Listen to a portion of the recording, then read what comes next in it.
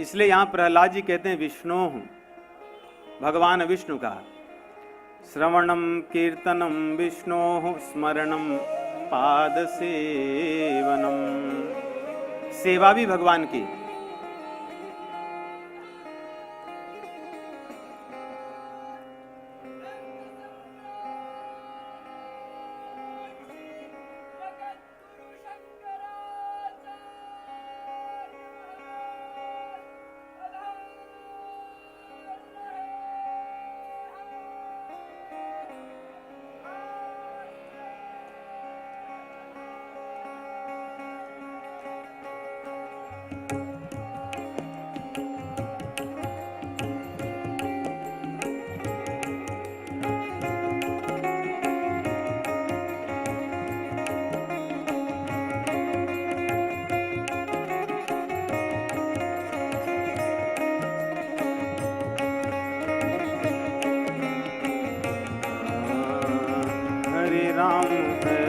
राम राम राम हरे हरे, हरे राम राम राम हरे हरे। हरे कृष्ण कृष्ण कृष्ण हरे हरे, हरे कृष्ण कृष्ण कृष्ण हरे हरे। हरे राम राम राम हरे हरे, हरे राम राम राम हरे हरे। हरे कृष्ण कृष्ण कृष्ण हरे हरे, हरे कृष्ण कृष्ण कृष्ण हरे हरे। हरे राम राम राम हरे हरे, हरे राम राम राम हरे हरे। हरे कृष्ण कृष्ण कृष्ण हरे हरे, हरे कृष्ण कृष्ण कृष्ण हरे हरे। हरे राम राम राम हरे हरे, हरे राम राम राम हरे हरे। हरे कृष्ण कृष्ण कृष्ण हरे हरे, हरे कृष्ण कृष्ण कृष्ण हरे हरे। हरे राम राम राम हरे हरे, हरे राम राम राम हरे हरे। हरे कृष्ण कृष्ण कृष्ण हरे हरे, हरे कृष्ण कृष्ण कृष्ण हरे हरे। हरे राम राम हरे हरे, हरे राम राम हरे हरे। हरे राम राम हरे हरे। हरे राम राम हरे हरे। हरे कृष्ण कृष्ण कृष्ण हरे हरे। हरे कृष्ण कृष्ण कृष्ण हरे हरे। हरे राम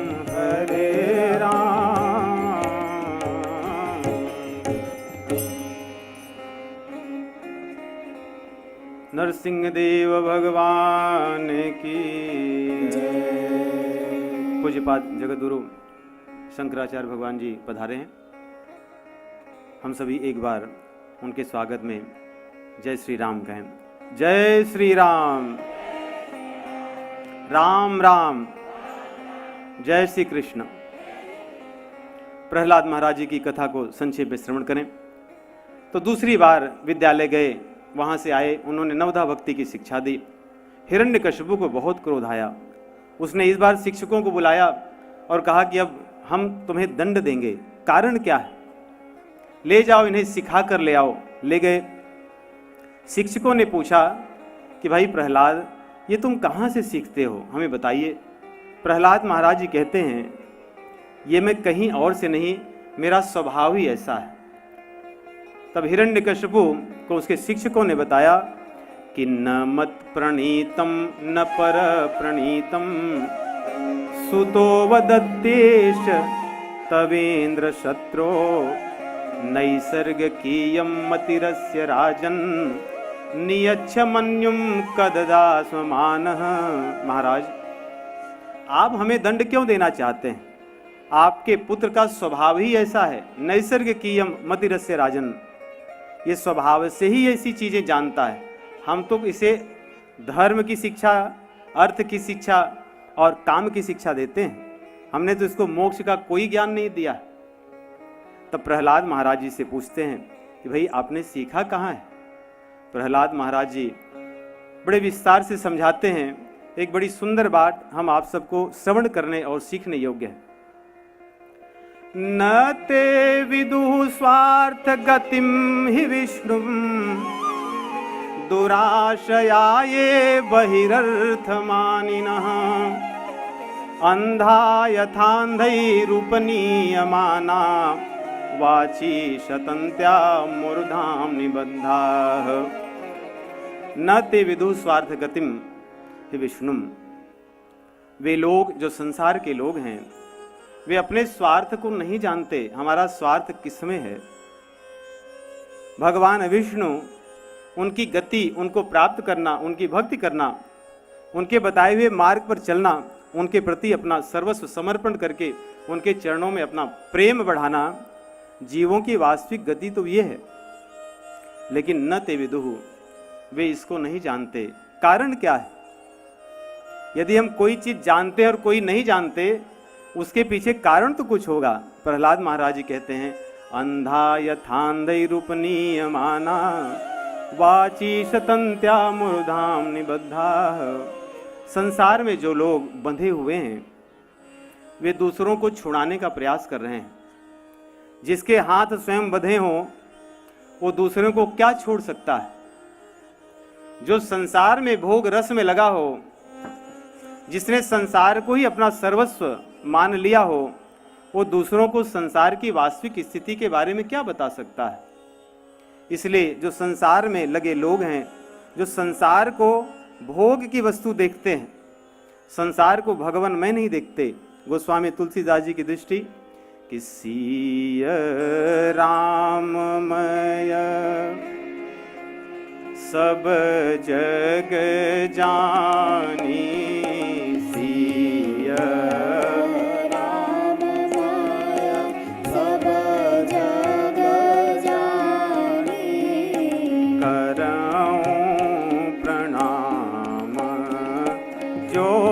जोग पानी,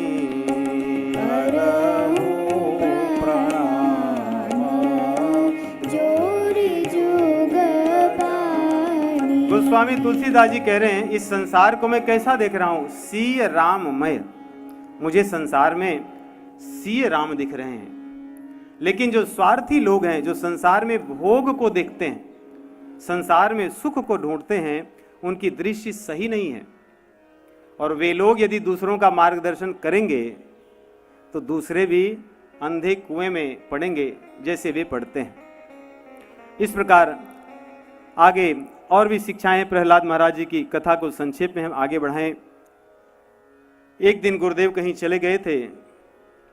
प्रहलाद महाराज जी ने सभी बालकों को बुलाया और बालकों को शिक्षा देने लगे भागवत धर्म की।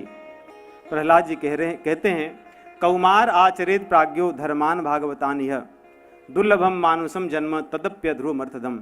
ये बालकों, कौमार अवस्था में ही जीव को भागवत धर्म की शिक्षा लेनी चाहिए। हम लोग अपने बच्चों को बड़े अब तो 2-2.5 वर्ष में भी, यहाँ पे भी होगा नहीं, 2-3 वर्ष में उनको शिक्षा देना आरंभ करते हैं संसार की। आजकल तो खेलने के लिए भी बच्चों को बाहर भेजते हैं, कम से कम खेलेगा, बोलना चलना सीखेगा। परंतु भागवत धर्म की शिक्षा भी कौमार अवस्था से ही देनी चाहिए। उसको हम लोग बुढ़ापे के लिए रिजर्व रखते हैं, बुढ़ापे में होगा जब कुछ नहीं कर सकते। श्रीमदादि शंकराचार्य जी कहते हैं कि वयसि गते कह काम विकारः शुष्के नीरे कह संसारः नष्टे द्रव्ये कह संसारः, नष्टे द्रव्ये कह परिवारः, ज्ञाते तत्वे कह संसारः। कि वयसि गते कह काम विकार, बुढ़ापे में तो अलग बात है। वैसे ही कहते हैं कि अंगम गलितम पलितम मुंडम दशन विहीनम जातम तुंडम, वृद्धो याति गृहीत्वा दंडम तदपि न मुंचत्याशा पिंडम। तो बुढ़ापे में क्या करेंगे जब हमारे सभी इंद्रियां क्षीण हो जाती हैं, हम चल फिर नहीं सकते, सोच नहीं सकते, पहचान नहीं सकते, सुन नहीं सकते, उसमें भजन नहीं होगा। इसलिए भजन तो युवावस्था में ही करना चाहिए। भज गोविंदम भज गोविंदम, गोविंदम भज मूढ़मते, भज गोविंदम भज गोविंदम, गोविंदम भज मूढ़मते। भज गोविंदम भज गोविंदम, गोविंदम भज मूढ़मते। भज गोविंदम भज गोविंदम, गोविंदम भज मूढ़मते। प्राप्ते सन्निहिते मरणे, नहीं नहीं रक्षति दुंक्रिय करणे।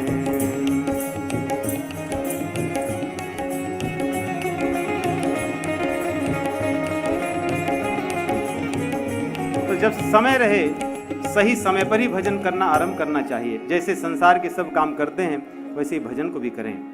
प्रहलाद महाराज जी शिक्षा और भी विस्तार से सब बालकों को देते हैं। जब पता चलता है कि ये तो अभी तक अकेला ही खराब हुआ था अपने पिता की दृष्टि में, अब तो सारा विद्यालय ही खराब हो गया, सब बड़े डरे, बड़े चिंतित होकर के ले आते हैं प्रहलाद महाराज जी को, और उनको देख करके हिरण्यकशिपु सांप की तरफ फुफकार रहा है, बड़ा क्रोधित है और पूछता है, क्रुद्धस्य यस्य कंपन्ते त्रयो लोका सहेश्वरा, तस्य मे भीतवन्मूढ़ शासनम किम बलोत्यगाः। अरे मूर्ख, इन तीनों लोकों में सभी मेरे क्रोध से भयभीत होते हैं, तेरे भीतर ऐसा बल कहां से आया है? तो मेरी इच्छा के विपरीत सब कुछ करता है, शिक्षा कहां से प्राप्त कर रहा है, और मेरे सामने ऐसी बात करने का और मेरे राज्य में इस प्रकार की शिक्षा देने का बल कहां से, साहस कहां से आया? तब प्रहलाद महाराज जी कहते हैं, न केवलम में भवतस्य राजन, सवै बलम बलिनाम चापरेशाम, परे वरेमि स्थिर जंगमाये ब्रह्मादयो येन वशम प्रणीताः। अरे केवल मेरा ही नहीं, आपका ही नहीं, संपूर्ण संसार में, चराचर में जो बल व्याप्त है, शक्ति व्याप्त है, उसके स्रोत भगवान हैं। जो तुम में बल है, जहां से आया है, वही बल का स्रोत, वही बल के स्रोत मेरे हैं। इस प्रकार और भी बातें चलती हैं। उस बातों में पूछता है कि क्या सर्वत्र हैं? उन्होंने कहा सर्वत्र हैं। तुम मुझसे भी बलवान हो? प्रहलाद महाराज जी कहते हैं कि आपसे हमें यह नहीं पता, परंतु ये जानते हैं कि आप जैसे लोग बलवान नहीं होते। बलवान कौन होते हैं? बलवान वे होते हैं जो संपूर्ण सृष्टि में राज्य को नहीं जीतते, बल्कि अपने भीतर की शत्रुओं को जीत लेते हैं। दस्युन पुरा शरण विजित लुम्पतो, जो अपने हृदय में विराजमान 6 शत्रुओं को, काम क्रोध लोभ मोह मद मत्सर्य, इनको जीत लेते हैं। ऐसे साधु पुरुष बलवान होते हैं। आप तो संसार को जीते हैं। ये संसार को जीतना तो भय प्रदायक है, और शत्रुओं को जीत लेना, भगवान की शरण में चले जाना, ये अभयदायक है। इसलिए मेरे भीतर कोई भय नहीं है। तब क्रोधित होकर के कहता, यदि तेरे भगवान सर्वत्र हैं, सर्वदा हैं, तो क्या यहां पर भी हैं? बोले यहां भी, इस खम्भ में भी हैं। क्रोध में आकर जैसे ही वो उठता है और मारता है, भगवान नृसिंहदेव वहां से घड़घड़ाहट की जोर से आवाज करते हुए प्रकट होते हैं। बोलिए नरसिंह देव भगवान की। आगे की कथा आप सब जानते हैं, किस प्रकार भगवान उनका वध करते हैं, हिरण्यकशिपु का। प्रहलाद महाराज जी खड़े हैं छोटे बालक की तरह, सभी देवता भगवान की स्तुति करते हैं, सभी भयभीत हैं, सबको लगता है कि अब क्या करें। ब्रह्मा जी ने संकेत किया शायद लक्ष्मी जी स्तुति करें तो भगवान शांत हो जाएं। नरसिंह देव का जो स्वरूप है बड़ा भयंकर भयानक है। यदि अभय होना हो या कोई संकट में हो तो उनका स्मरण करना चाहिए। ऐसा शास्त्र में भागवत महापुराण में है। लक्ष्मी जी जाती है, कहती है अरे मैं तो इनको नहीं पहचानती, ये कौन है, इस स्वरूप को मैंने कभी नहीं देखा है। वे भी भयभीत हैं। तो प्रहलाद जी को भेजा जाता है। प्रहलाद जी भगवान की स्तुति करते हैं और भगवान को शांत करते हैं। स्तुति तो बड़ी अच्छी है, इस कथा को कभी आगे श्रवण करेंगे। बस एक इस प्रसंग में और बात कि प्रहलाद महाराज जी से भगवान नरसिंह देव अंत में प्रसन्न होकर के कहते हैं कि आप हमसे कुछ मांग लीजिए। प्रहलाद महाराज जी कहते हैं कि भगवान हमें कुछ नहीं चाहिए। नान्य था तेखिल गुरो घटेत करुणात्मन यस्त आशीष आशास्ते न स भृत्य स वै वणिक। यदि कोई कुछ चाहे तो वणिक होता है, व्यापार करता है। हमने तो आपसे प्रेम किया है। प्रेम में कोई आदान प्रदान यदि होता है किसी वस्तु का तो प्रेम ही है। प्रेम में किसी वस्तु या किसी अन्य चीज का आदान प्रदान नहीं हो सकता। परंतु भगवान ने कहा फिर भी कुछ मांग लो। प्रहलाद भी तभी भी नहीं मांगे। उन्होंने कहा यदि आप देना ही चाहते हैं, यदि राशीष में कामान वरान सोमवर्धर शुभ कामा नाम हृदय संग्रोहम भवतस्तु वृणेमरम। यदि आप कुछ देना चाहते हैं प्रभु, आपसे प्रार्थना है, हम सब भी प्रार्थना करें कि भगवान हमारे हृदय में जो व्याप्त कामनाएं हैं, हमारे हृदय में व्याप्त जो मांगने की एक दरिद्रता है संसार को पाने की, इसको आप नष्ट कर दें। प्रहलाद जी कहते हैं मेरे हृदय की कामनाओं को आप नष्ट कर दीजिए। भगवान प्रसन्न होते हैं।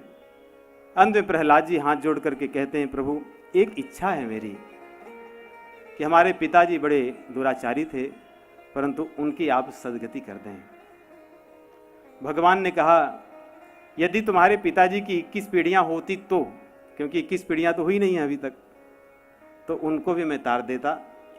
और इसी कारण भगवान प्रहलाद महाराज जी के वंश के अन्य जो लोग थे जैसे बाणासुर का वध नहीं करते हैं, क्योंकि भगवान ने वचन दिया है कि तुम्हारे पीढ़ी के 21 पीढ़ियों को मैं तार दूंगा, उनका वध नहीं करूंगा। बोलिए नरसिंह देव भगवान की जय, सियावर रामचंद्र भगवान की जय, पवन सुत हनुमान जी महाराज की जय, बरसाने वाली राधा रानी की जय, बांके बिहारी लाल की जय, वृंदावन धाम की जय, ब्रह्मांड मुकुट श्रीमद अयोध्या धाम की जय, उमापति महादेव की जय, काशी विश्वनाथ भगवान की जय, अन्नपूर्णा माता जी की जय, द्वारिकाधीश भगवान की जय, श्रीमद् भागवत महापुराण की जय, जगत गुरु शंकराचार्य भगवान की जय, परीक्षित महाराज की जय, श्रीमदादि रामानंदाचार्य भगवान की जय, गोस्वामी तुलसीदास जी महाराज की जय, सदगुरुदेव भगवान की जय, सकल वैष्णव वृंद की जय, जय जय श्री सीताराम, जय जय श्री राधे राम राम।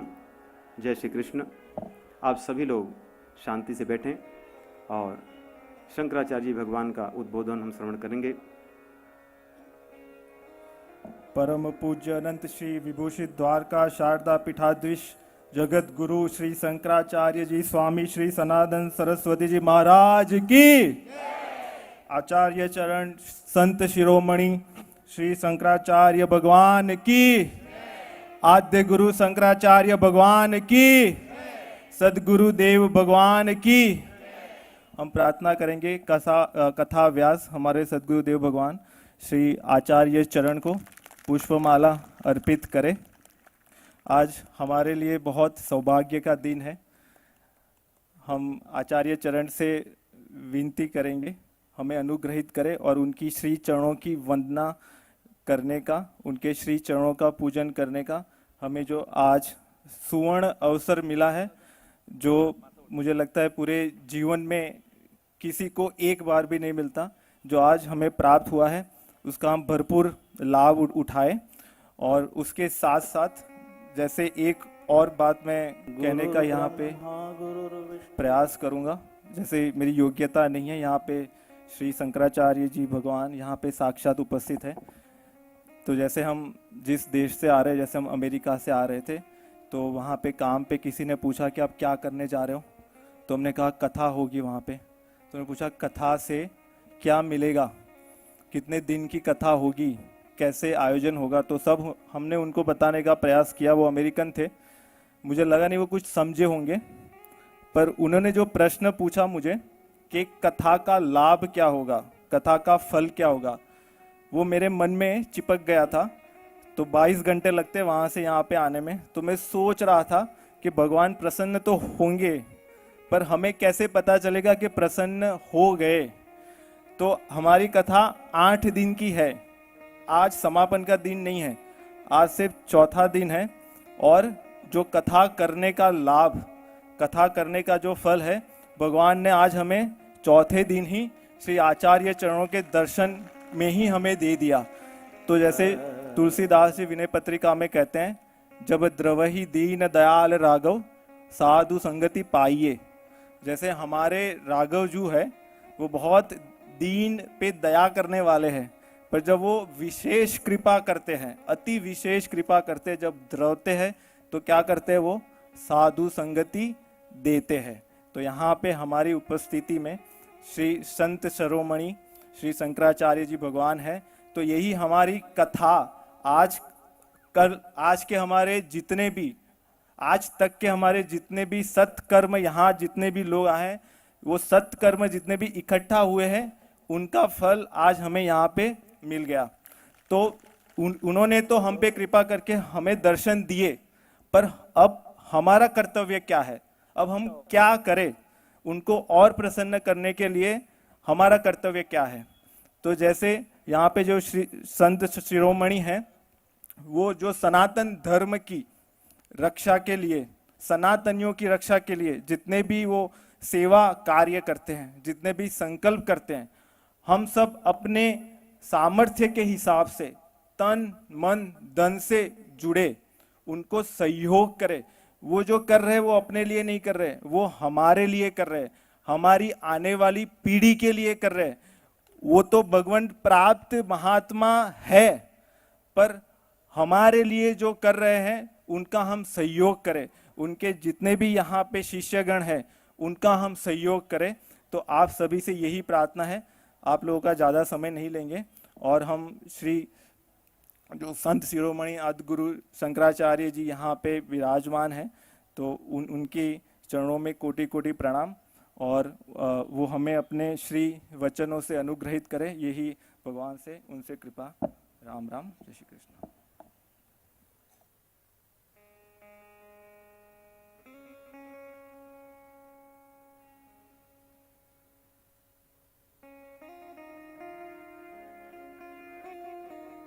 हेलो। अखंड मंडलाकारं व्याप्तं येन चराचरं तत्पदं दर्शितं येन तस्मै श्री गुरुवे नमः। अज्ञानतिमिरान्धस्य ज्ञानाञ्जनशलाकया चक्षुरुन्मीलितं येन तस्मै श्रीगुरुवे नमः। गुरुर्ब्रह्मा गुरुर्विष्णु गुरुर्देवो महेश्वर गुरुरेव परब्रह्मा तस्मै श्रीगुरुवे नमः।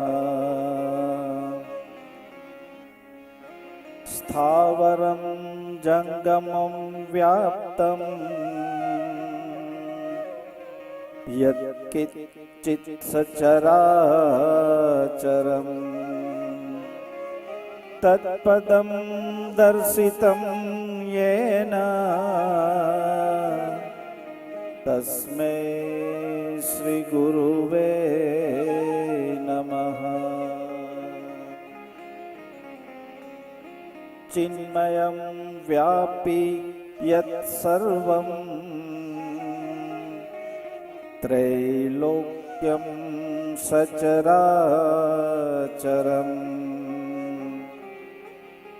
तत्पदं दर्शितं येन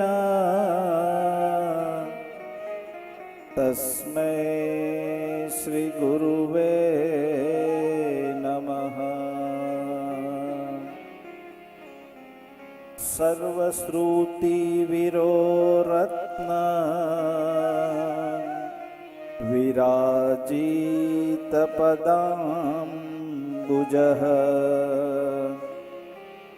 वेदान्ताम्बुजसूर्याय तस्मै श्रीगुरुवे नमः। चैतन्यः शाश्वतः शान्तो व्योमातीतो निरञ्जनः बिन्दुनादकलातीतः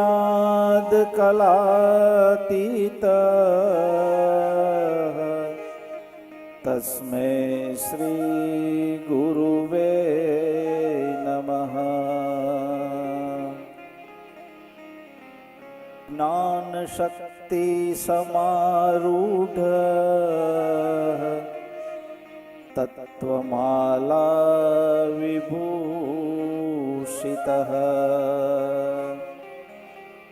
भुक्तिमुक्तिप्रदाता च तस्मै श्रीगुरुवे नमः। अनेक जन्म संप्राप्त कर्म बंध विदाहिने आत्मज्ञान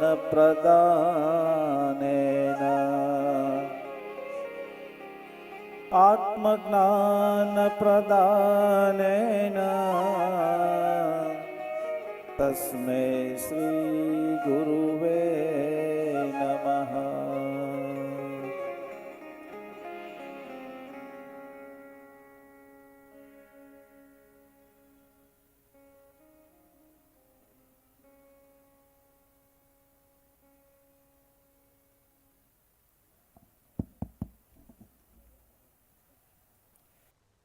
परम पूज्य महाराज श्री के आशीर्वचन के पूर्व वृदावली का पाठ होगा। ओम नारायण समारंभां शंकराचार्य मध्यमाम् अस्मदाचार्य पर्यन्तां वन्दे गुरुपरम्पराम्।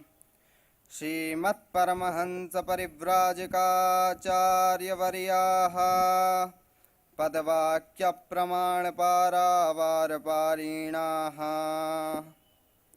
यम नियमासन प्राणायाम प्रत्याहार धारणा ध्यान समाधिष्टांग योगानुष्ठान निष्ठाः तपश्चर्या चरण चक्रवर्तिनः अनादि गुरु परंपरा प्राप्त वैदिक धर्म प्रचारण परायणाः सकल दर्शन समन्वित वेद वेदांत सिद्धांत प्रतिपादकाचार्याः निगमागमसार हृदयाः सर्वतंत्र स्वतंत्राः वर्णाश्रम सदाचार शिक्षकाः विश्वकल्याण मानसाः अखंड भूमंडलाचार्याः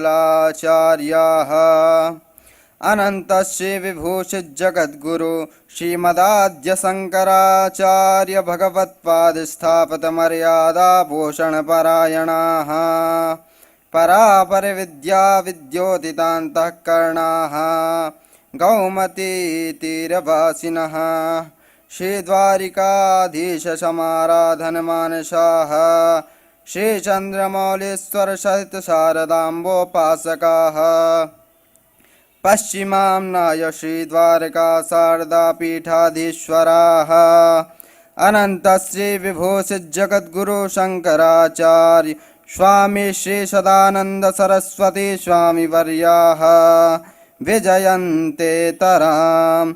धर्म की अधर्म का प्राणियों में विश्व का गौ माता की समस्त भारतवर्ष में गौ हत्या धर्म सम्राट जगत गुरु शंकराचार्य भगवान की धर्म सम्राट द्वारका शारदा पीठाधीश्वर भगवान की हर हर महादेव।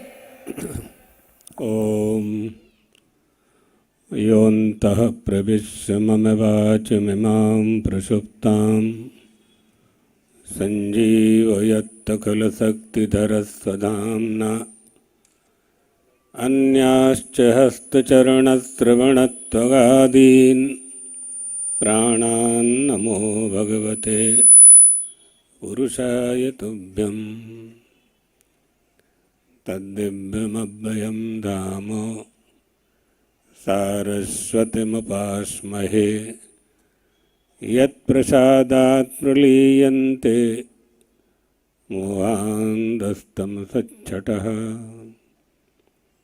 ॐ नमः परमहंसास्वादितचरणकमलचिन्मकरन्दाय भक्तजनमानसनिवासाय श्रीरामचन्द्राय। श्रीराम जय राम जय जय राम। जय राम। श्रीराम जय राम जय जय राम। श्री राम जय राम। श्रीराम जय राम जय जय राम।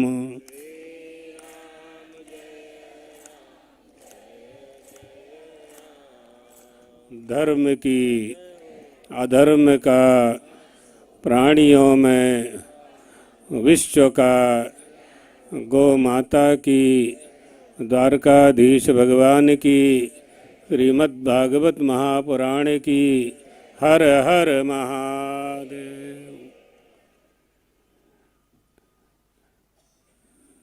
व्यासपीठ पर विराजमान रामानंदाचार्य जी महाराज संप्रदाय से दीक्षित आचार्य श्री संतोष जी, यजमान परिवार, देवियों, सज्जनों, बहुत ही सुंदर प्रसंग पर आप सब यहाँ एकत्रित होकर श्रीमद् भागवत की कथा का श्रवण कर रहे हैं।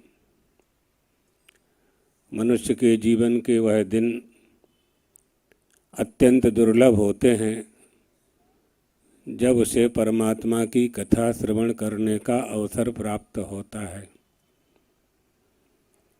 अभी संचालक महोदय बता रहे थे ना, कथा का फल क्या है, श्रवण का फल क्या है, क्यों कथा क्यों श्रवण करनी चाहिए और श्रीमद् भागवत कथा ही क्यों श्रवण करनी चाहिए।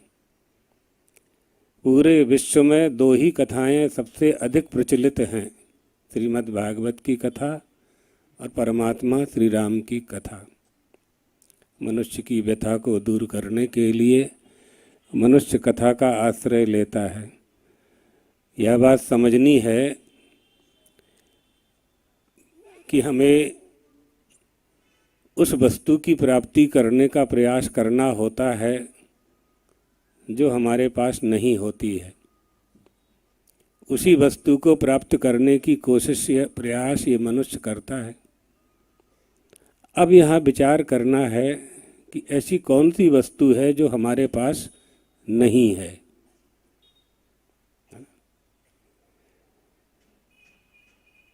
जीवन यापन के जितने भी साधन संसाधन हैं, यदि वह सब हमें उपलब्ध हो चुके हैं तो अब हमें क्या चाहिए? ऐसे और सरल शब्दों में समझ लें कि निर्धन व्यक्ति दुखी है। क्यों दुखी है? क्योंकि धन नहीं है। धनी क्यों दुखी है? कभी विचार किया? नहीं विचार किया, इसलिए सुख की प्राप्ति नहीं हुई। धन होते हुए भी सुख की प्राप्ति नहीं हो रही है क्योंकि इस पर विचार नहीं होता है, चिंतन नहीं होता है, मनन नहीं होता है, श्रवण नहीं होता है। निदिध्यासन की बात तो बहुत दूर है। वो ऐसी कौन सी वस्तु है जो हमें चाहिए, जिसके बिना हम नहीं रह सकते हैं, जो हमारे जीवन में आवश्यक है, हमारे लिए महत्वपूर्ण है? तो कहना होगा कि उसे सुख कहते हैं। संसार के जितने भी प्राणी हैं सुख प्राप्ति का ही प्रयास करते हैं। आत्यांतिक सुख की प्राप्ति और आत्यांतिक दुख की निवृत्ति ये मनुष्य का स्वाभाविक स्वभाव है। सुख आ जाए तो वापस ना जाए और दुख चला जाए तो वापस ना आए, लौट करके ना आए। यही कामना प्रत्येक मनुष्य के मन में रहती है।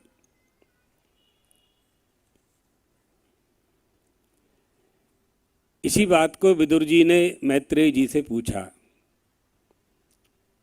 सुखाय कर्माणि करोति लोके न तई सुखम वान्य दुपारमंबा विंदेत भूयस्तत एव दुखम यदत्र युक्तम भगवान वदेन्नः।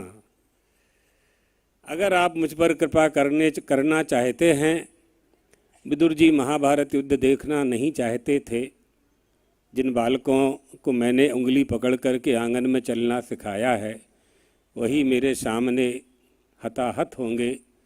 महाभारत युद्ध की विभीषिका से भयभीत होकर तीर्थाटन के लिए निकल गए थे और उद्धव जी मिल जाते हैं। उद्धव जी उनको बताते हैं कि भगवान तो गोलोक गमन कर चुके हैं। विदुर जी कुछ प्रश्न करते हैं तो उद्धव जी कहते हैं कि मैत्रेय भगवान के पास चले जाएं। मैत्रेय भगवान के पास आते हैं, वहाँ सबसे पहले यही प्रश्न करते हैं। संसार के सभी मनुष्य सुख प्राप्ति का ही उपाय करते हैं, नतई सुखम, लेकिन वह सुख मिलता नहीं है उन्हें। भगवान इसका कारण बताइए। और जितना ही सुख प्राप्ति का उपाय मनुष्य करता है, विंदेत भूयः तत एव दुखम, उतना ही दुख प्राप्त करता है। इसका कारण हमें बताने की कृपा कीजिए। तो मैत्रेय जी कहते हैं, सोहम नृणाम चुल्ल सुखाय दुखम महद्गतानां विरमाय तस्य प्रवर्तये भागवतं पुराणं यदा हि साक्षात् भगवान ऋषिभ्यः। सुख का जो उपाय, छोटे छोटे से सुख पाने के लिए यह मनुष्य बड़े बड़े कष्ट उठाता है। महद्गतानां, बहुत कष्ट उठाता है। सुख की प्राप्ति के लिए मजदूरी करता है, सुख की प्राप्ति के लिए व्यापार करता है, सुख की प्राप्ति के लिए खेड़ुआत खेती करता है ना।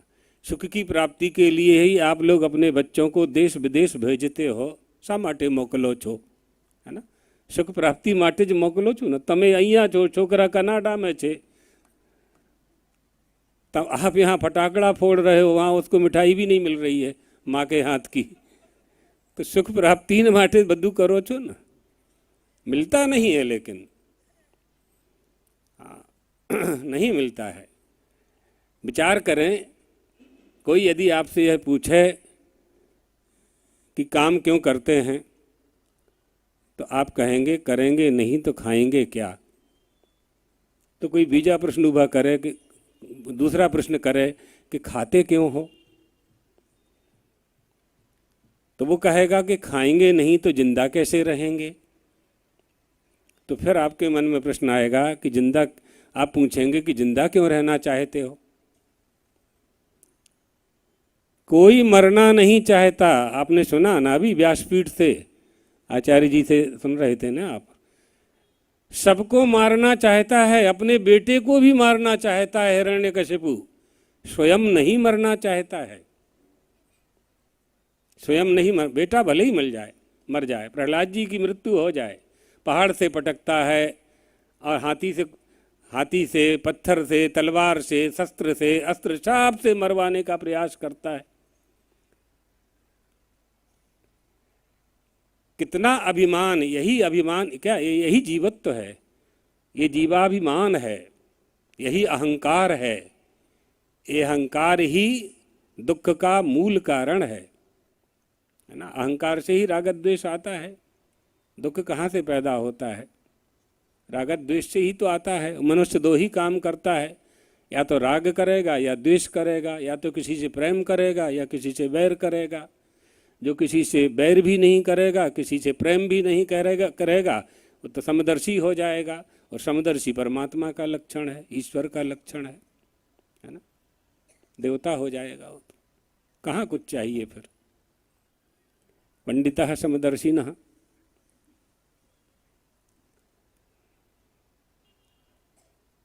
मैत्रेय जी ने कहा कि सुख प्राप्ति का उपाय मैंने श्रीमद् भागवत में पहले ही स्थापित कर दिया है, और सबसे पहले ऋषियों को उपदेश कर दिया है। परमात्मा ने स्वयं, भागवत कथा की दो तरह के मार्ग प्राप्त होते हैं। यहाँ जो कथा आप सुन रहे हैं, ये नारद जी ने इसका उपदेश वेद व्यास जी को किया है, व्यास जी ने सुखदेव जी को किया है, सुखदेव जी ने राजा परीक्षित को किया है। उस समय सूत जी वहाँ विराजमान थे, और सूत जी ने नैमिषारण्य में शौनकादि ऋषियों के प्रश्नों का उत्तर देते हुए ये कथा श्रवण कराई है। दूसरी भी परंपरा है। दूसरी परंपरा यहाँ तो साक्षात ही कह रहे हैं, यदा है साक्षात भगवान ऋषिभ्यः, ऋषियों को उपदेश दिया है। और बृहस्पति जी की भी परंपरा चलती है, उद्धव जी की, बृहस्पति जी की, ऐसी दो तीन परंपराएं चलती हैं। लेकिन प्रचलित परंपरा यही है जिसका आश्रय लेकर के आप सब यहाँ कथा श्रवण कर रहे हैं, सप्ताह की कथा। सुख की प्राप्ति कैसे हो? सुख मिच्छन्ति सर्वे ही तच्च धर्म समुद्भवम। सुख चाहिए, धर्म का पालन किए बिना मिल नहीं सकता है। जितने भी साधन संसाधन हैं उनसे जो सुख की प्राप्ति होती है वो अनित्य हैं, सब कुछ अनित्य है। क्यों? क्योंकि वह जन्य है। यज्जन्यम तन्नश्यम, ये सिद्धांत है। जो वस्तु जन्म लेगी, जो पैदा होगी, जिसको पैदा करोगे, वो दोनों ही जाने वाले हैं, दोनों भी नहीं रहने वाले हैं। तो नित्य वस्तु क्या है? नित्य तत्व को जाने बिना सुख की प्राप्ति हो नहीं सकती, और सुख सबको चाहिए। उसी सुख की प्राप्ति के लिए हम मरना नहीं चाहते, है ना। उसी सुख की प्राप्ति के लिए हमारी मृत्यु मरना नहीं चाहते। वही सुख क्या है? श्रवण करने से लाभामृतम लभेत। अमृत तत्व की प्राप्त करने के लिए, अमृत तत्व को प्राप्त करने के लिए हम मरना नहीं चाहते। कोई मरना नहीं चाहता। आप कहेंगे कि 84 लाख शरीर में दूसरे प्राणी भी मरना नहीं चाहते, तो मनुष्य भी नहीं मरना चाहता। इसमें क्या विशेषता है मनुष्य की? दूसरे प्राणी केवल प्राणों की रक्षा के लिए नहीं मरना चाहते, लेकिन मनुष्य साधक जिज्ञासु जीवस्य तत्व जिज्ञासा नार्थो यश्चेह कर्म भी। आहारार्थम कर्म कुर्यादनिंद्यम कुर्यादाहारम प्राण संधारणार्थम प्राणसंधार्य तत्व जिज्ञासनार्थम तत्वं जिज्ञास्यम येन भूयो न दुःखम। काम क्यों करते हैं? भोजन करने के लिए। भोजन क्यों करते हैं? जीवित रहने के लिए। जीवित क्यों रहना चाहते हैं? तत्व जिज्ञासा के लिए, तत्व को जानना है। तत्व को जानना है। तत्व क्या है? अब वेदांत में प्रवेश करना पड़ेगा, तो अभी यहीं चलते हैं। तत्व को जानने के लिए तो श्री राम ने और प्रश्न कर दिया वशिष्ठ जी से, अपने गुरुदेव से, कि गुरुदेव तत्व जिज्ञासे क्या होता है? एन भूयो न दुखम, ताकि दुख ना हो। तो परमात्मा श्री राम बोले, गुरुदेव बताइए दुख किसे कहते हैं? दुख क्या है? बार बार जन्म लेना, बार बार मृत्यु, यही दुख का मूल कारण है। जीवात्मनः किम निमित्तम दुखम, इसे दुख क्यों होता है? शरीर परिग्रह निमित्तम, शरीर जन्म होगा तो दुख होगा, तय है, बिल्कुल निश्चित है। उसी दुख को दूर करने का प्रयास ये मनुष्य कर सकता है, मनुष्य करता है, और मनुष्य को करना चाहिए। और किसी प्राणी और कोई प्राणी कर भी नहीं सकता है, अपेक्षा भी नहीं है परमात्मा को। परमात्मा ये चाहता है, ईश्वर व सृष्टिकर्ता यह चाहता है कि मेरी सृष्टि में जिस जीव को मैंने वेदों की ज्ञान राशि प्रदान की थी, यह देहधारी जीव मुझसे अलग होकर के अपने वास्तविक स्वरूप को भूल गया। वास्तविकता क्या है? हम सुख प्राप्त करना क्यों चाहते हैं? सुख ही आनंद है, आनंद से ही शांति की प्राप्ति होती है। तीनों का अर्थ प्रायः एक सा ही है। हम सुख प्राप्त करने का प्रयास क्यों करते हैं? कोरोना आया था 19 में, आप लोगों ने भगाया ना उसको। डॉक्टरों ने भगाया, सरकार ने भगाया, आयुर्वेद ने भगाया, एलोपैथी ने भगाया, होम्योपैथी ने भगाया। जैसे पानी की परब होती थी, ऐसे काढ़ा मिलता था। लोग दवाई गरम कर करके, जड़ी बूटियां गरम कर करके लोगों को पिलाते थे, हमने देखा है। भगाया कोरोना। क्यों भगाया? कोरोना आपका स्वरूप नहीं है, दुख हमारा स्वरूप नहीं है, रोगी होना हमारा स्वरूप नहीं है। रोगार्तश्चैव रोग निवृत्ति ही, हम रोगी नहीं हैं, हम निरोगी थे। इसी तरह से हम आनंद के स्वयं भोक्ता थे। हम स्वयं आनंद स्वरूप हैं, आनंद स्वरूप थे, आनंद स्वरूप हैं, लेकिन आनंद के भोक्ता बन जाने के कारण आनंद को खोज रहे हैं। वयम स्वयं आनंद स्वरूपाः, हम खुद ही आनंद हैं। ये बातें जल्दी समझ में नहीं आती हैं। इसको ऐसे समझा जा सकता है कि हम परमानंद के साथ रहते थे, परमानंद के आनंद का भोग करते थे, परमानंद की गोद में ही रहते थे, परंतु विषयानंद में पड़ गए। विषयानंद में जब पड़ गए तो विषयानंद में हमको वह सुख नहीं मिल रहा है जो परमानंद के साथ प्राप्त हो रहा था। तो उसी सुख को हम खोज रहे हैं। एतदर्थ सुखाय कर्माणि करोति लोके, तो सुख प्राप्ति के लिए ही हम सारे काम कर रहे हैं। कामना होती है, वासना होती है। अभी प्रहलाद जी ने कहा ना, भगवान ने जब कहा कि वरदान मांगो, नरसिंह भगवान ने कहा कि वरदान मांगो, तो उन्होंने कहा नहीं, मेरी कामनाएं नष्ट हो जाएं, ऐसी कृपा कर दीजिए। क्या बात! परमात्मा को प्राप्त करने के बाद क्या मांगना चाहिए, ये शिक्षा मिलती है। और दूसरा उन्होंने कहा था कि पिताजी, भगवान मेरे पिताजी ने न क्षमा किए जाने वाले अपराध किए हैं, आप मेरे पिताजी को क्षमा कर दीजिएगा। उन्होंने जो पाप किए हैं उन्हें पाप मुक्त कर दीजिएगा।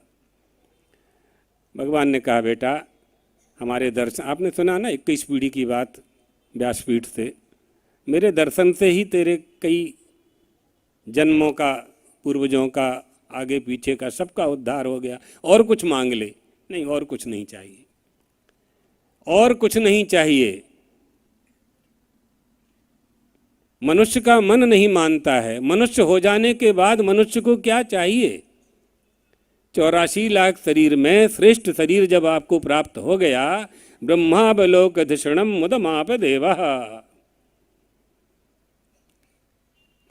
सृष्टिकर्ता ने सारी सृष्टि की रचना की, जब उसे संतोष नहीं हुआ, जब मनुष्य देह की रचना उसने की तो अपनी सिंहासन से उछल पड़ा। मुद माप देवा, ओहो, अपनी ही रचना की कुशलता देख करके परमात्मा बहुत प्रसन्न हुआ कि इस मनुष्य के मन मस्तिष्क में ब्रह्म साक्षात्कार करने की क्षमता विद्यमान है।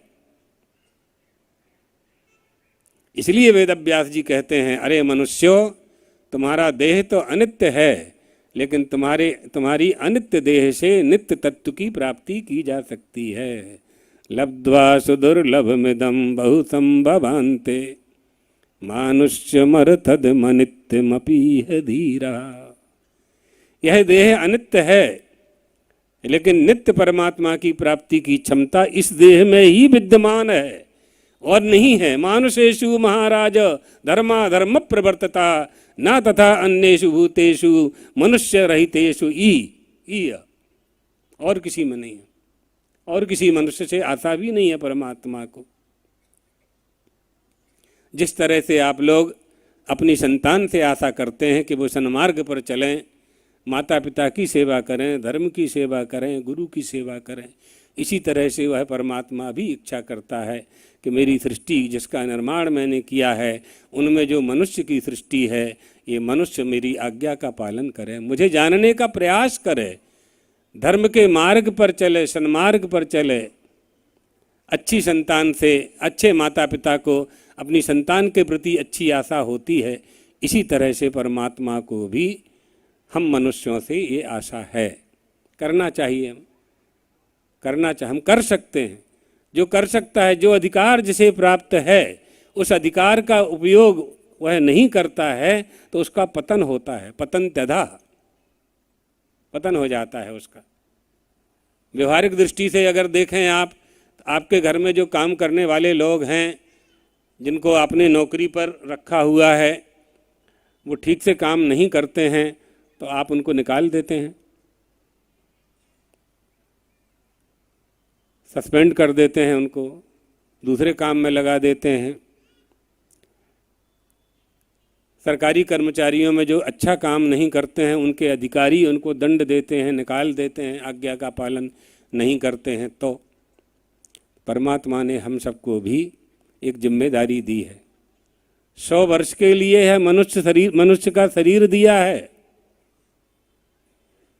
सन्मार्ग पर चलने के लिए सक्षम बुद्धि प्रदान की है, सुंदर देह दी है, अच्छे माता पिता दिए हैं, योगक्षेम की व्यवस्था की है। उसके बाद क्या चाहिए? कामनाओं का तो अंत नहीं है।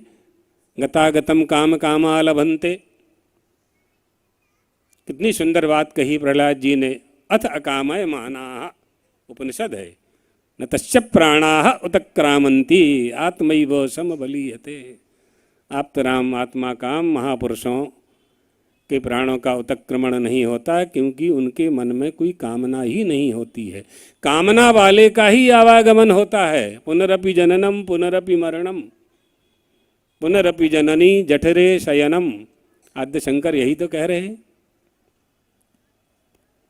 कामनाओं की पूर्ति के लिए ही अंत काले या मति सा गति, अंत काले महावेव स्मरण मुक्त्वा कलेवरम, है ना। यम यम भापि स्मरण भावम त्यजत्यन्ते कलेवरम। इसलिए हमारा चिंतन अच्छा होना चाहिए, हमारा मनन अच्छा होना चाहिए, हमारी संगति अच्छी होनी चाहिए। प्रहलाद जी से विद्यालय के गुरुकुल के विद्यार्थियों ने पूछा, आप भी गुरुकुल में हैं, हम भी गुरुकुल में हैं, आप भी दैत्य वंश में हैं, हम भी दैत्य वंश में हैं, फिर आपकी बुद्धि शुद्ध है, हमारी बुद्धि अशुद्ध है, ऐसा कैसे हुआ प्रहलाद? तो अपनी मित्र मंडली को उन्होंने बैठा लिया, बीच में बैठ गए और उन्होंने बताया, ये वहीं का श्लोक है, कौमार आचरित प्राज्ञ।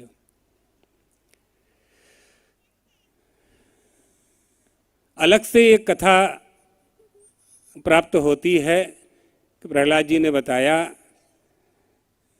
कि मेरे पिताजी जब तपस्या करने के लिए गए हुए थे तो इंद्र ने हमारे महल से हमारी माँ का अपहरण कर लिया था। प्रहलाद जी की माँ का नाम था कयाधु। इंद्र कयाधु को अपने रथ में बैठा करके ले जा रहे थे। नारद जी रास्ते में मिल गए। नारद जी ने कहा कि राजन, क्या कर रहे हो? ये स्त्री का अपहरण नहीं करना चाहिए। उन्होंने कहा हमारे शत्रु की स्त्री है। नारद जी ने कहा भले ही शत्रु की स्त्री हो, है तो स्त्री, दोष लगेगा, पाप लगेगा, आप देवताओं के राजा हैं, आपको इस तरह का आचरण नहीं करना चाहिए। क्या करूं? कहा छोड़ दो। इंद्र ने छोड़ दिया। कयाधु ने कहा कि अब मैं कहाँ जाऊं? अगर मैं वापस राजमहल में जाती हूं तो इंद्र फिर आएगा आपके जाने के बाद, और मैं इस समय गर्भवती हूं। तो नारद जी एक स्थान पर ले जाते हैं, आश्रम में ले जाते हैं, वहाँ कयाधु को रखते हैं। और नारद जी हमेशा भ्रमण करने वाले, भजन करने वाले, कीर्तन करने वाले, पर्यटन करते रहते हैं, तीर्थाटन करते रहते हैं, लेकिन रुक गए। और रुक करके कयाधु को अच्छी अच्छी भगवान की कथाएं, भगवान के चरित्र, उनकी लीला, नाम, रूप, लीला, धाम सब सुनाया करते थे। तो प्रहलाद जी बोले दैत्य मित्रों से कि मेरी माँ तो संसार के प्रपंच में फंसी हुई थी, वो भूल गई होगी, लेकिन गर्भवास में मुझे कोई काम नहीं था। मैं उनकी कथाओं को, नारद जी के उपदेश को मन लगा करके श्रवण करता था। श्रुत्वा धर्मम विजानाति, श्रुत्वा पापम प्रणश्यति, श्रुत्वा निवर्तते मोहा। ये श्रवण का फल है, बहुत फल है श्रवण के। वेदांत में अलग विषय है श्रवण का, श्रवण करना चाहिए। प्रविष्टः कर्णरंध्रेण, कान के मार्ग से ही कथा में परमात्मा प्रवेश करते हैं। और धोनोति समलम, सारे मल धो लेते, अंतःकरण स्वच्छ कर देते। तो प्रहलाद जी बोले अपने मित्रों से कि उस समय का संस्कार, परमात्मा की कथा सुनते सुनते सुनते मेरा मन बिल्कुल निर्मल हो गया, कपट रहित हो गया। मैं कोई भी राग द्वेष मेरे मन में कुछ नहीं रहा। जो उपाय उन्होंने मेरी माँ को बताया था वो मैं स्मरण मुझे अभी भी है, इसलिए मेरी बुद्धि शुद्ध है। कहने का तात्पर्य क्या है? वृद्ध अवस्था में भजन करेंगे, मृत्यु के समय क्या आएगा? यम यम वापि स्मरण भावम कब बनेगा? जब जीवन पर्यंत आपने जो किया है, जो चिंतन किया है और जो क्रिया में परिणत किया है, जिसको सोचा है, वही आपको मरते समय स्मरण आएगा। एक 95 साल की माताजी थीं, उनका शरीर जाने का हो गया, तैयारी हो गई जाने की। परिवार वालों ने पंडित जी को बुलाया। पंडित जी ने कहा, मंत्र दे दिया, बोले माताजी राम राम करो। परिवार वालों से कहा कि सेवा करो, इनका अंत समय आ गया है। उसी समय 5 साल की नातिन आ गई, पोती, और उसने कहा कि दादी मने ओळखे छे, मुझे पहचानती है। अब वो भगवान को पहचाने मरते समय कि नातिन पोती को पहचाने? अब वो माला कर रही है। तुम ये आकर्षण। अविचारित रमणीयम, अनविचार रमणीय सदा संसार भयंकर भारी। ये अनविचार से बड़ा रमणीय लगता है, नाती पोता सब अनविचार से बड़े रमणीय लगते हैं, लेकिन ये तुम्हारा उद्धार नहीं करने वाले हैं। उद्धार तो वो जो पंडित जी भजन करना बता गए थे, श्री राम जय जय राम, वही उद्धार करने वाला था। सो क्या हुआ कि दादी चली गई और 20-22 साल के बाद उस पोती की शादी हुई और उसी की बेटी बन करके पैदा हुई, क्योंकि उसी को देखते देखते मरी थी वो। ख्याल पड़ी? हाँ, इतना सरल आप लोगों को कोई नहीं सुनाएगा।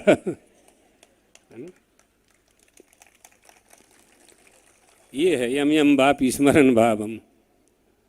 जो सोचते सोचते आपकी देह जाएगी, उसी को प्राप्त करना होता है। इसलिए हमारे जीवन में अच्छे विचार होना चाहिए, अच्छी क्रिया होनी चाहिए, सन्मार्ग पर चलना चाहिए।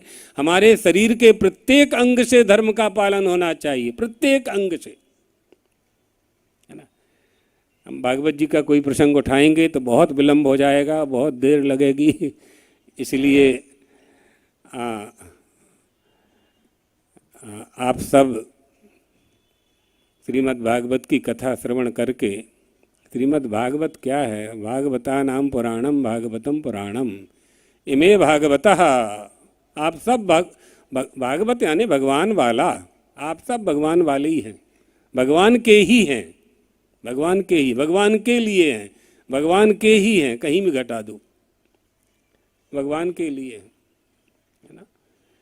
इसलिए राजा निमि की यज्ञशाला में जब नव योगीश्वर पहुँचे तो राजा निमि ने हाथ जोड़कर, एकादश स्कंद में व्यासपीठ से आप सुनेंगे नव योगीश्वरों का चरित्र, तो राजा निमि ने हाथ जोड़ करके यही पूछा, अत भागवतम ब्रूतो, मुझे भागवत बताइए, क्या भागवत किसे कहते हैं, उसके लक्षण पूछे। हाँ, बहुत सुंदर प्रसंग है एकादश स्कंध में। सर्वभूतेषु यह पश्चेद, प्राणी मात्र में जो परमात्मा का दर्शन करता है वही तो भागवत है, वही भगवान वाला है। और संसार में ऐसा कोई नहीं है कि जो भगवान वाला ना हो। बहुत लोग कहते हैं कि हम भगवान को नहीं मानते हैं, तो हमने पूछा एक व्यक्ति से कि तुम अपने पिताजी को मानते हो कि नहीं मानते हो? कि पिताजी को तो मानना ही पड़ेगा, उन्होंने जन्म दिया है। तो फिर उनके पिताजी छेल्ला सूचे, कोई परमपिता छे ना, उसी को हम भगवान कहते हैं। इसलिए कोई बिना भगवान के है ही नहीं, चाहे समझें और चाहे न समझें। समझना चाहिए, समझने से सुख मिलेगा, समझने से सुख की प्राप्ति होगी, और सुख की प्राप्ति मनुष्य मात्र का उद्देश्य है। तो वह परम सुख प्राप्त करने का प्रयास करना चाहिए, जो हमारा फल है, श्रीमद् भागवत का फल है। जीवश्च तत्व जिज्ञासा, तत्व जिज्ञासा है ना। तत्व जिज्ञासा जब हमारे मन में हो जाती है, जिज्ञासा ही हो जाए, जिज्ञासा ही हो जाए। क्या जिज्ञासा करनी है? रोटी कपड़ा मकान प्राप्त हो गया, अब क्या जिज्ञासा करनी है? को नाम बंधः कथमेश आगतः, कथम प्रतिष्ठास्य कथम विमोक्षः, को सावनात्मा परमः को आत्मा, तयोर विवेकः। बताइए गुरुदेव, बंधन क्या है, मोक्ष क्या है, आत्मा क्या है, अनात्मा क्या है, धर्म क्या है, अधर्म क्या है, पुण्य क्या है, पाप क्या है? ये जिज्ञासा जब मन में उठेगी तो जो प्राप्त साधन संसाधन हैं उनमें सुख की प्राप्ति होगी। एक देह है और एक देही है, एक देह है एक देही है। समझ नहीं पाते हैं, इसलिए उसके रहते हुए हम उससे सुख प्राप्त नहीं कर पाते, सुख होते हुए सुख प्राप्त नहीं कर पाते। जैसे आपने अपने रहने के लिए मकान बनाया है, तो मकान से मकान को कोई सुख नहीं है, भवन से भवन को कोई सुख नहीं है। उस भवन में निवास करने वाले लोगों को भवन से सुख है।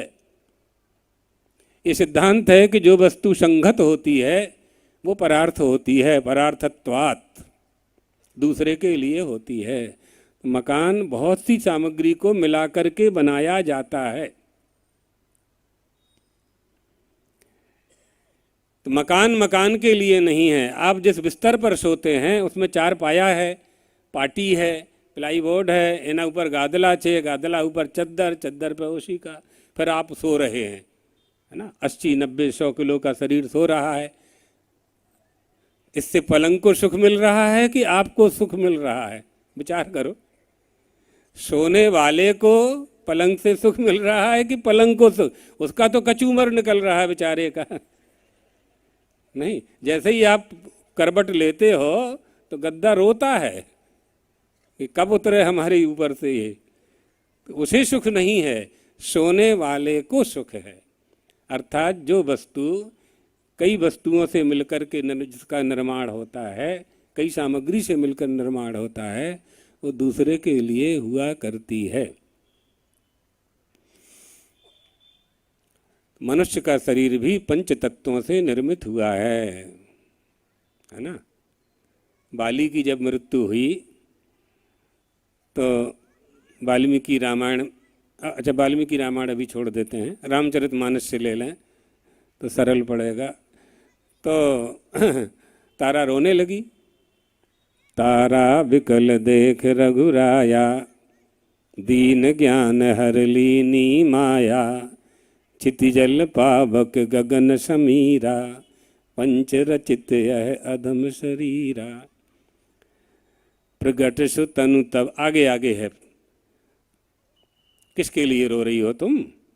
प्रगट सु तनु तब आंगे शोभा, जीव नित्य कही लगी तुम रोबा। किसके लिए विलाप कर रही है? तू नहीं जानती कि हम कौन हैं, इस समय विलाप कर रही हो? तुमने ही तो बाली को समझाया था कि नाथ बैर मत करो, सुग्रीव अपने बल पर नहीं आया है, किसी के बल से बली होकर के आया है युद्ध करने के लिए। और आज तुम अज्ञान, ये अज्ञान तुम्हें कहां से आ गया, विलाप कर रही हो? तुम्हें अगर इस पांच भौतिक देह पृथ्वी जल तेज आकाश वायु अन्न से निर्मित देह से प्रेम है तो इसको रखो, सुरक्षित कर देता हूं, सुरक्षित कर देता हूं, रख लो इसको। क्या करोगी पांच भौतिक देह का? पंच तत्वों से निर्मित अन्न, अन्न से निर्मित रस रक्त मांस मज्जा अस्थि शुक्रादि, उसी से आपके घर में बालक बालिका का जन्म है ना। ये पंचाग्नि विद्या छांदोग्य बृहदारण्य को पढ़ेंगे तो आप प्राप्त करेंगे। तो ये जो देह है ये पंच तत्वों से निर्मित है। अब पहले सिद्धांत को समझ लिया है आपने कि जो वस्तु कई पदार्थों से निर्मित होती है वो दूसरे के लिए होती है। तो ये पंच तत्वों का धारक देह, पंच तत्वों से निर्मित ये देह किसके लिए है? ये परमात्मा के लिए है।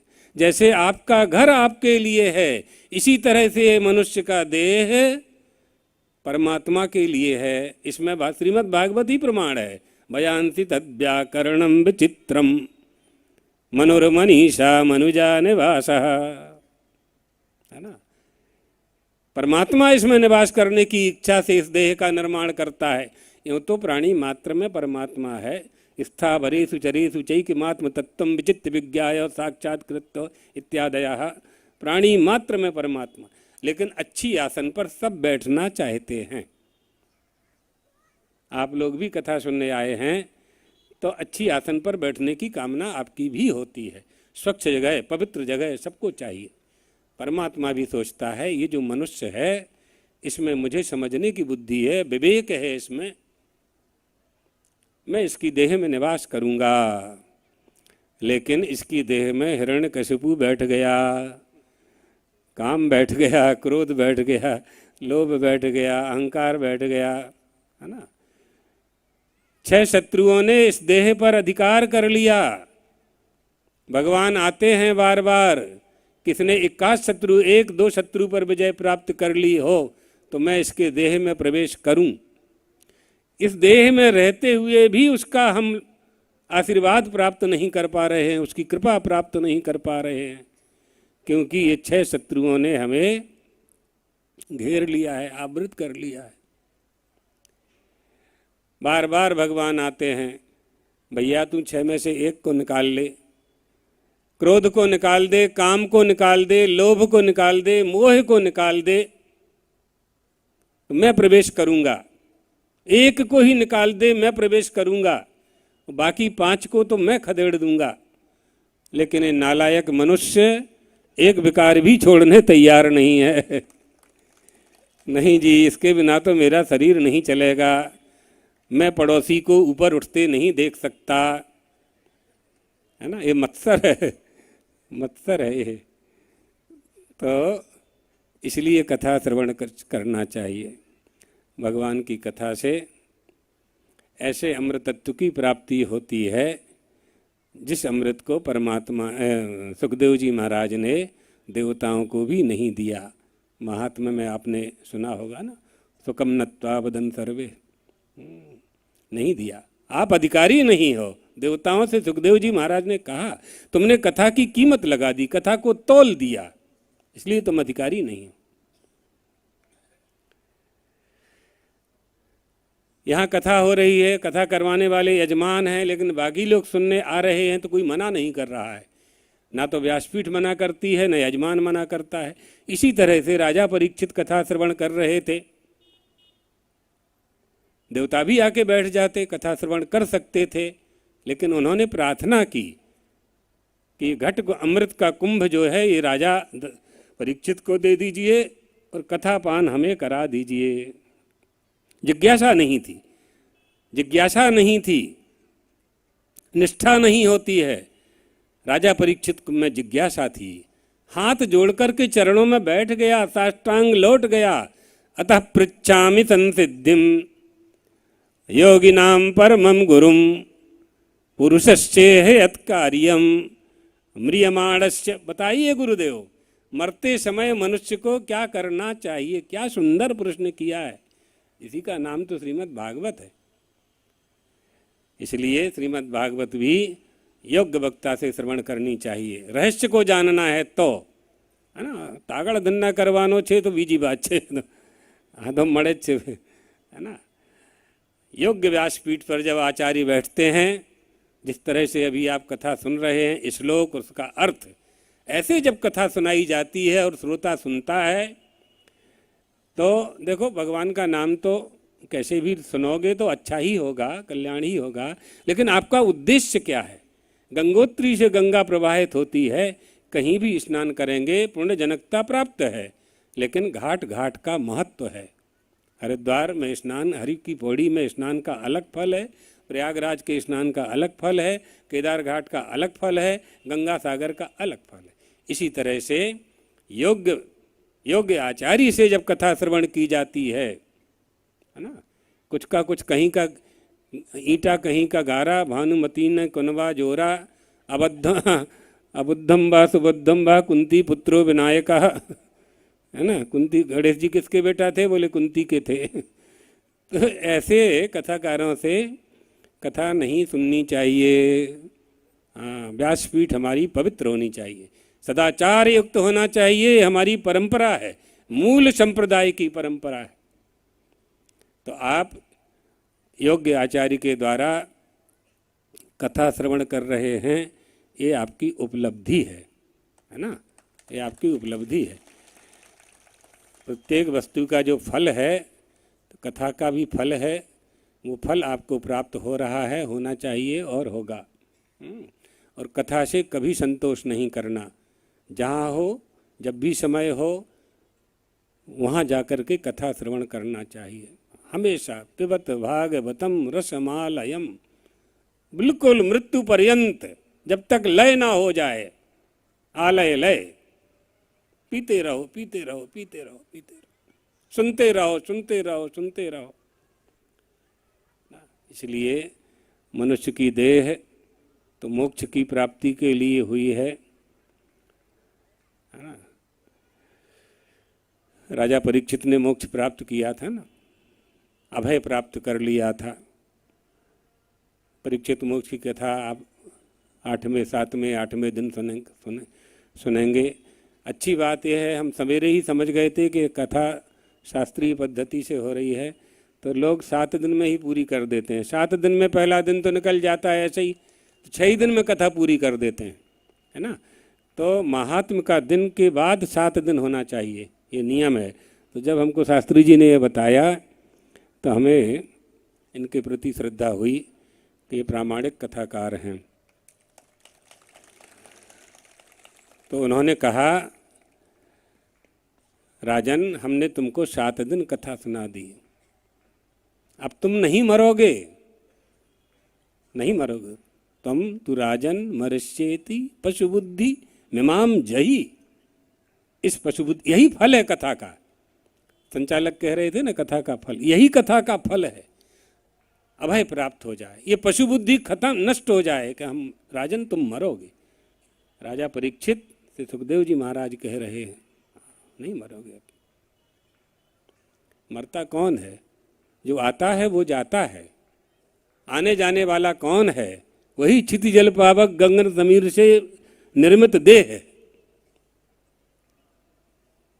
तुम्हारी मृत्यु नहीं होगी। तक्षक नाग आएगा, काटेगा, जहर चढ़ेगा।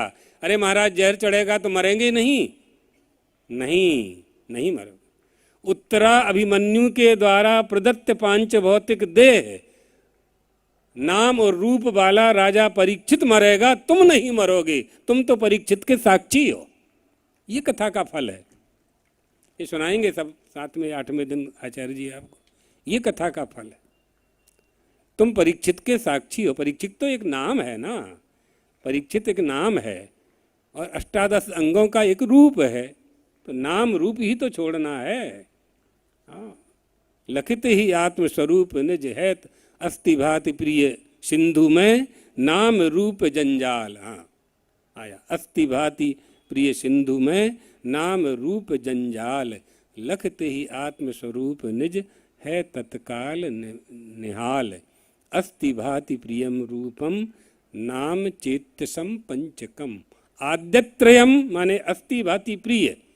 ये कौन है? सच्चिदानंद रूपाय सत चित आनंद। यही सत है, यही सत है। और नाम रूप परिवर्तित होने वाला है। नाम रूप ततोदयम। अस्ति भाति प्रिय। अस्ति माने है, भाति माने दिखाई देता है, प्रिय माने आनंद। अस्ति माने सत, भाति माने चित, प्रिय माने आनंद। जोड़ दीजिए सच्चिदानंद। ठीक है, वो सच्चिदानंद परमात्मा द्वारकाधीश व्यासपीठ को, यजमान को, श्रोताओं को, सबको धर्म के मार्ग पर चलने की प्रेरणा देता रहे। जिसका जो एक बात और समझ लेना चाहिए, कथाओं के साथ अपने धर्म को भी समझना है। कथाओं का फल यही है कि हम अपने वास्तविक धर्म के स्वरूप को समझें। हम सब सनातन धर्मावलंबी हैं, धर्म का पालन करने वाले लोग हैं। हमारी जो मूल परंपरा है, हमारा जो मूल संप्रदाय है, जो प्राचीन पुरातन हमारा धर्म है, उसका हमें कभी त्याग नहीं करना है।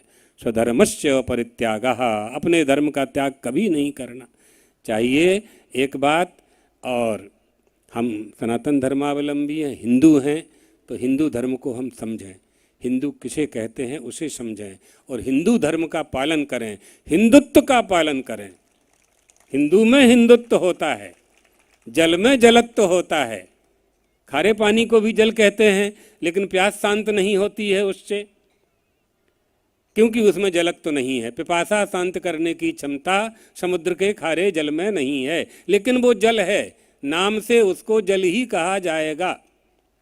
हिंदू माता पिता से हमने जन्म लिया है तो हम हिंदू हैं, तो हमें हिंदू धर्म भी होना चाहिए।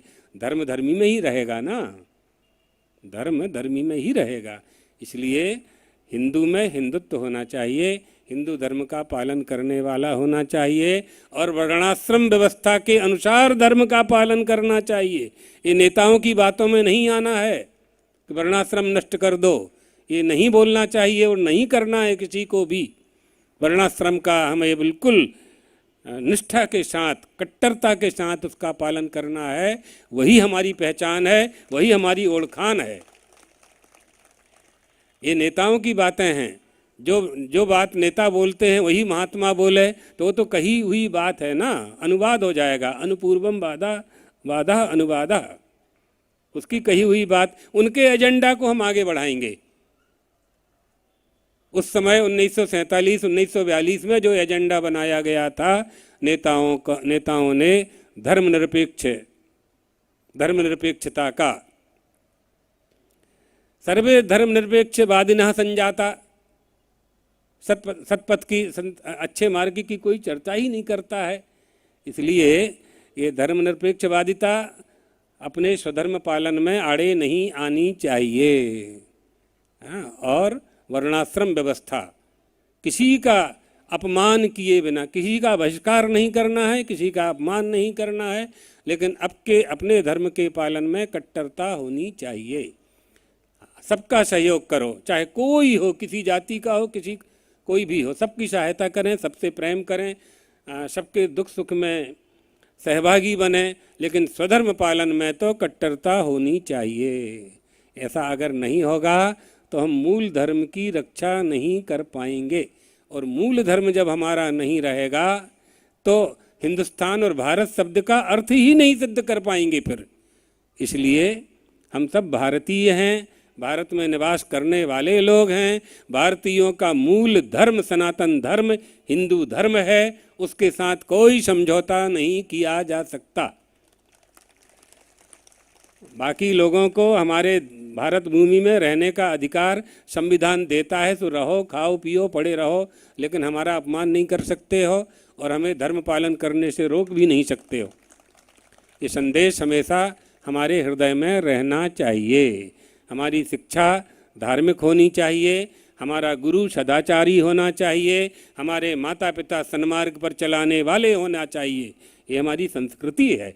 इसी संस्कृति का पालन पोषण अनादिकाल से होते आया है। इसी का पोषण करने के लिए आनंद कंद सत्यचित आनंद परमानंद ने श्री राम बन करके अवतार लिया, मनुष्य के रूप में अवतार लिया और कर करके दिखाया कि मनुष्यों को क्या करना चाहिए। द्वारकाधीश ने अवतार लिया, विष्णु भगवान ने देवकी नंदन बन करके दिखाया कि क्या करना चाहिए, मनुष्यों को क्या करना चाहिए। ये उन्होंने मनुष्य होकर के हमें बताया है। रामो विग्रहवान धर्मः, साधु सत्य ये साक्षात धर्म स्वरूप। इसलिए परमात्मा श्री कृष्ण, परमात्मा श्री राम के अवतारों से हमें शिक्षा लेना है, उनकी कथाओं से शिक्षा लेना है और धर्म के मार्ग पर चलते हुए अपने जीवन को धन्य करना है। यही मनुष्य का उद्देश्य है और यही इसी से सुख की प्राप्ति होगी। सुख का एक लक्षण और सुन लो कि जिसको प्राप्त करने के बाद कुछ भी प्राप्त करने की इच्छा ना हो, वही सच्चा सुख है। वही सच्चा सुख है जो मिल जाए तो फिर कुछ पाने की इच्छा ना हो। बस पाना था सो पा लिया, प्राप्तम प्रापणीयम, करना था सो कर लिया, अब कुछ चाहिए नहीं। हंसा पायो मान सरोवर, ताल तलैया क्यों डोले। मान सरोवर का जल पीने वाला पक्षी फिर नदी नाले का पानी नहीं पीता है। श्रीमद् भागवत की कथा श्रवण करने के बाद हमें बिल्कुल सदाचार से चलना है। इस प्रतिज्ञा के साथ पंडाल से बाहर जाएंगे, आपका जीवन धन्य हो जाएगा। श्री राम जय जय राम।